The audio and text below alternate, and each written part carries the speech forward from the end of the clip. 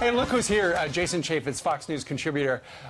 Jason is the beneficiary of perhaps the greatest thing to ever happen on the day that a book drops. His brand new book, The Deep State, How an Army of Bureaucrats Protected Barack Obama and is Working to Destroy the Trump Agenda, is being published today. You can buy it at the stores. The same day after the President of the United States declassified all this stuff that proves there's a deep state. You know, I went to Congress for 8.5 years, and when I got there, I didn't know what it was. But 8.5 years later, I'm here to tell you it is real.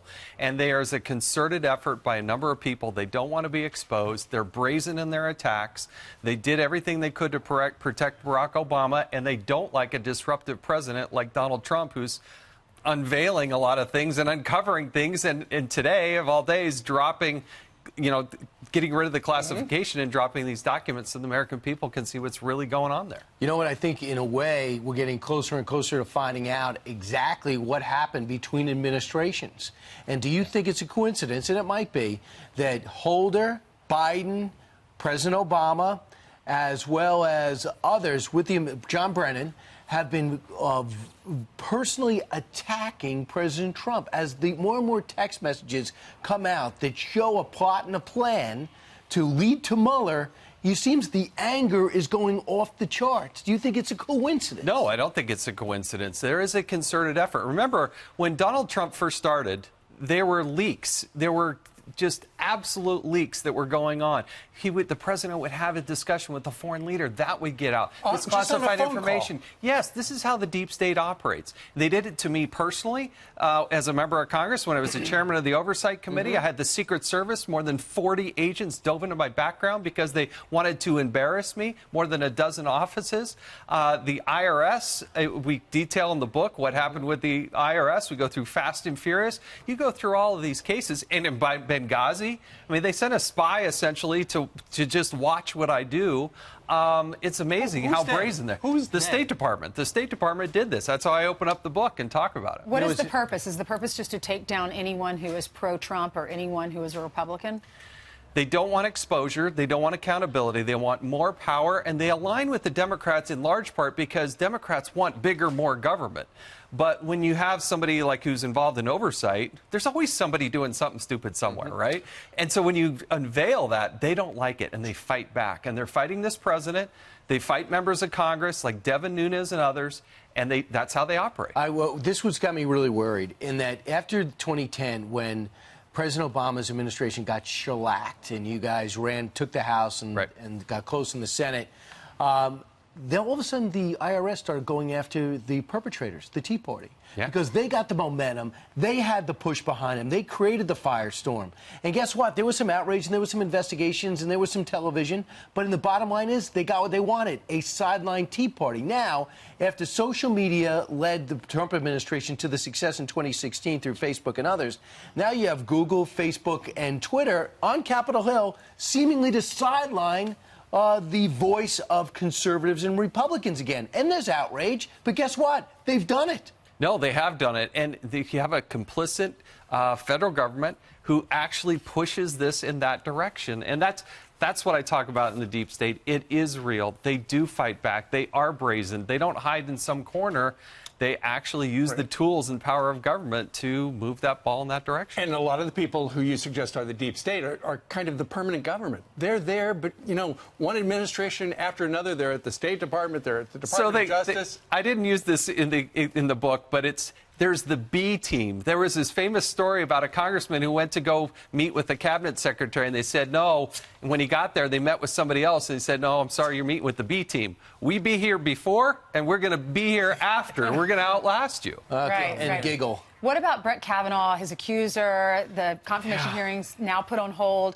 Brett Kavanaugh and his accuser are going to speak out on Monday. What's your reaction? I mean, that's the direction it's going. The Democrats had a sole purpose, right? They wanted to delay and defeat this nominee at all costs. I think what's sort of breaking down is the Democratic story here. You know, this person, she doesn't want to come forward. But as Lindsey Graham pointed out, she got an attorney, did a polygraph test. She does an interview with the Washington Post. Those are not signs of somebody who doesn't want to come forward. So why didn't they reveal this name when the FBI was doing, I think, 6 background checks? Why didn't Dianne Feinstein bring it up one-on-one with Kavanaugh? There's no way to confirm her story. So at the end of Monday, I think Brian was talking to Jonathan Turley, if it's a tie and you believe both of them, who wins? Well, look, in my book, it's more than 36 years ago, and I also think one of the compelling parts to this, there's not a pattern. You look at Harvey Weinstein and what's going on with that movie. There's a pattern. There are dozens of people that are coming forward. Cosby. But come on, this is a good, decent person. I feel for this man's daughters. What person is going to want to step in? I mean, that's so unfair to somebody. The woman's story? Well, we're going to hear it out. Yeah. But, 36 years ago, and from what I read, she can't tell you where it was, how she got there, how she left. I don't know that anybody can really remember 36 years ago, and she didn't tell anybody at the time. Not a friend, not a family member, not anybody. But she does deserve to be heard, right? Yeah, exactly. Yeah, but I also wish they would have the literally, 64 women who signed on this letter supporting Brett Kavanaugh. Will they bring up anybody and let them testify that they dated this person at that time and have known him for decades? I worry that we don't give a balance there to show a good, decent person. There were times when the president shows remarkable discipline. We saw in this final stretch in the fall in 2016 to win the election, and we're seeing it yesterday. Kellyanne Conway started here at 7:30, says she shouldn't be heard, she shouldn't be attacked. President Trump followed through with that. She should be heard. She should be heard, she shouldn't be attacked. And then President Trump said something very similar in the afternoon. We're going to be patient. We'll put it off a little bit. He's a great guy. Enjoy him. Let's hear what he has. Let's see what happens. Do you look for that discipline to hold? Well, yeah, I mean, the fact that they're going to actually have the hearing on Monday, we're going to hear her and we'll hear the judge, Kavanaugh. I still think he's going to be Justice Kavanaugh. I really do. So do you think that they're going to, I mean, right now it's still up in the air what Chuck Grassley is going to do after the hearing on Monday. They could go ahead and say, you know what, we've heard them both. Let's vote.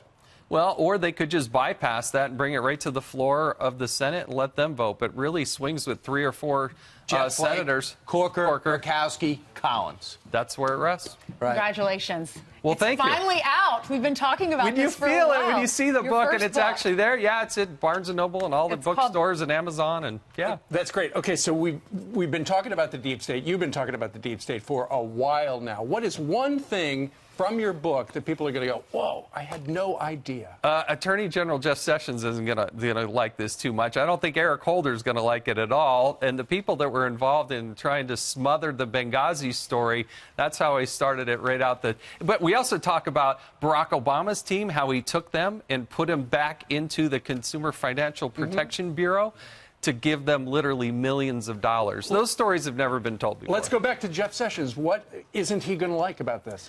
When I sat down with him and presented cases, one of them was a bipartisan case. A guy named Mario Arasso for this board that came before us, we unified in the oversight committee, and we said this person should be prosecuted, and he said no.